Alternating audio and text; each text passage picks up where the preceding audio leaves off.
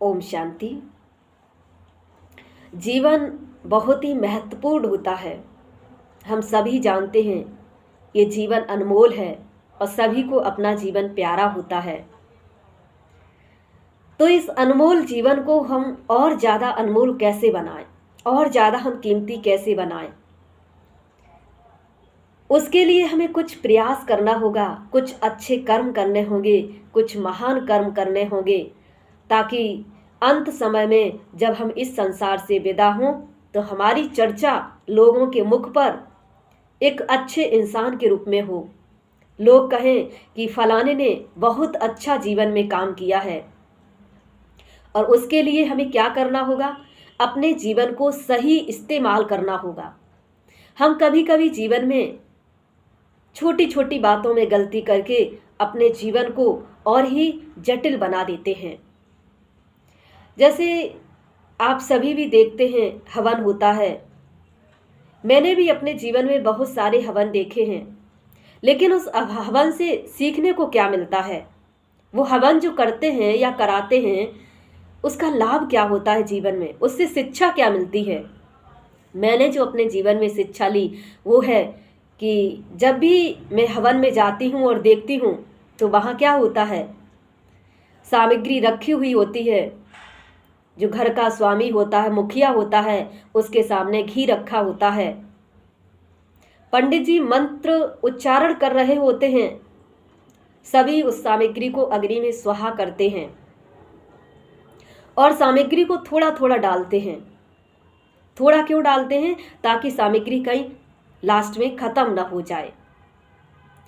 अचानक से पंडित जी लास्ट समय होता है और बोलते हैं कि सारी सामग्री को एक साथ स्वाहा कर दिया जाए। हमने जो भी सामग्री बचाई हुई होती है उसको अंत में एक साथ सभी लोग मिलकर के अग्नि कुंड में डाल देते हैं और स्वाहा कर देते हैं। जब हम स्वाहा कर देते हैं तो उससे क्या होता है? एकदम से चारों तरफ धुआं धुआं छा जाता है और अंधेरा सा हो जाता है। हमें कुछ दिखाई नहीं देता है कुछ पल के लिए। इस तरह सा माहौल बन जाता है। जब इस तरह का माहौल बनता है तो फिर आंखों से पानी भी आता है। हम सभी महसूस करते हैं इन चीज़ों को।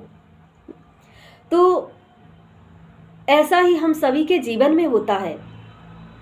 हम जीवन भर अपनी कमाई करते हैं और उसको थोड़ा थोड़ा खर्च करते हैं, बाकी बचा के रखते हैं कि अंत समय में काम आएगा। लेकिन अचानक ही यमराज के यहाँ से बुलावा आ जाता है और वो कहते हैं कि जितना जो कुछ है वो सब स्वाहा कर दो। नहीं करना है तो भी करना ही पड़ेगा। और जब स्वाहा करते हैं तो चारों तरफ क्या होगा? जीवन में धुआं सा छा जाता है, कुछ दिखाई नहीं देता है। आंख बंद हुई, हमारे लिए अंधेरा हो जाता है। अब जीवन में समझदार व्यक्ति किसको माना जाता है? जिसने अपने जीवन में सफल जीवन उसी का माना जाता है जिसने अपने जीवन पर्यंत जो भी कमाई की है उसको सही अनुपात में वो खर्च करता है। ना अधिक बच जाए और ना ही खत्म हो जाए।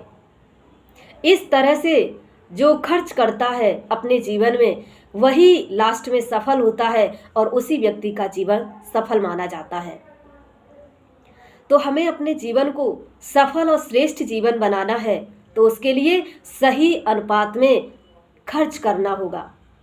हम इस संसार में रहते हुए हम जो भी कर्म करते हैं उस कर्म को सही रूप से, सही अंदाज से और परफेक्ट एक सफल व्यक्ति के रूप में अपने जीवन को श्रेष्ठ बनाएं, अपने जीवन को महान बनाएं, ताकि लास्ट में जब अंत समय में इस संसार से हम विदा हों तो लोग हमारे नाम के आगे वाह वाह शब्द जोड़ें।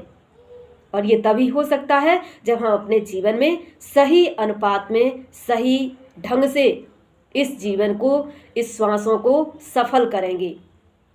हम दिन प्रतिदिन मृत्यु की तरफ अग्रसर होते जा रहे हैं, बढ़ते ही जा रहे हैं, लेकिन हम सोचते हैं हम इतने साल के हो गए हैं।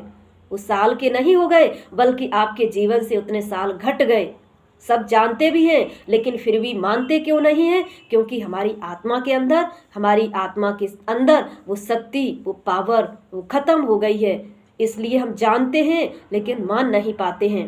अब उस शक्ति को पुनः वापस लाने के लिए हमें परमात्मा की याद में रह करके, उनकी शरण में रह करके उनसे वो शक्ति लेनी है और उस शक्ति के द्वारा अपने जीवन को महान और श्रेष्ठ बनाना है।